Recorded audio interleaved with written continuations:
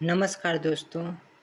हर माह आने वाला प्रदोष व्रत भगवान शिव की कृपा पाने का सबसे बड़ा दिन होता है। शुक्रवार को पड़ने वाले व्रत को शुक्र प्रदोष व्रत कहते हैं। इस दिन किए जाने वाले प्रदोष व्रत से सुख समृद्धि और सौभाग्य का वरदान मिलता है। प्रदोष व्रत की पूजा शाम के समय प्रदोष काल में की जाती है। यह प्रदोष सूर्यास्त से लगभग 1 घंटा पहले का समय होता है, जो प्रदोष काल कहलाता है। धार्मिक ग्रंथों के अनुसार प्रदोष व्रत करने से भगवान शिव शंकर की पूर्ण कृपा प्राप्त की जा सकती है। इससे जीवन में किसी प्रकार का अभाव नहीं रह जाता। इतना ही नहीं, समस्त आर्थिक संकटों का समाधान करने के लिए प्रदोष व्रत अवश्य करना चाहिए। इस व्रत के प्रभाव से हर तरह के रोग दूर होकर बीमारियों पर होने वाले खर्चे में कमी आती है। भगवान शिव को ज्ञान और मोक्ष का दाता माना जाता है। अतः अध्यात्म की राह पर चलने वाले को प्रदोष व्रत अवश्य करना चाहिए।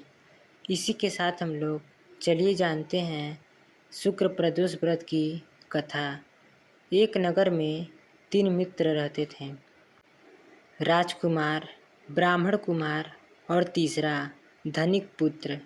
राजकुमार और ब्राह्मण कुमार विवाहित थे। धनिक पुत्र का भी विवाह हो गया था, लेकिन गौना शेष था।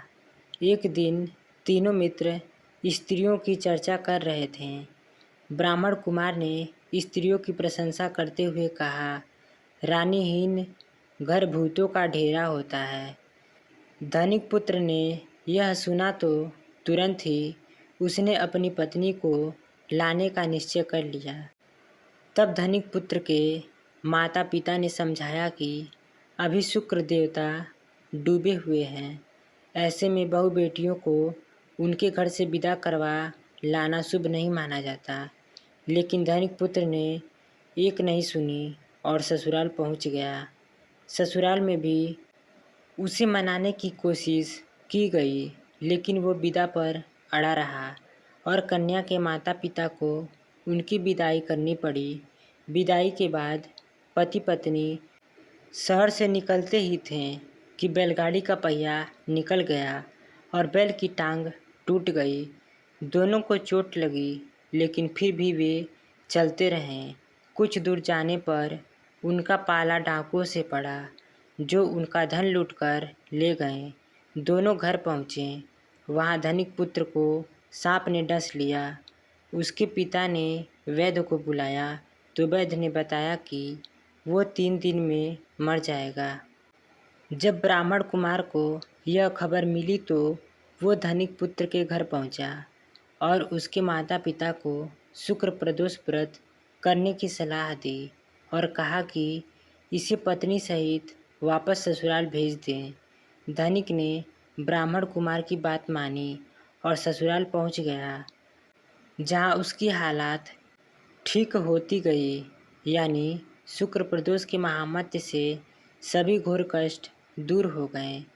इस दिन कथा सुने अथवा सुनाएं तथा कथा समाप्ति के बाद हवन सामग्री मिलाकर 11 या 21 या 108 बार ओम ह्रीं क्लीं नमः शिवाय स्वाहा मंत्र से आहुति दें।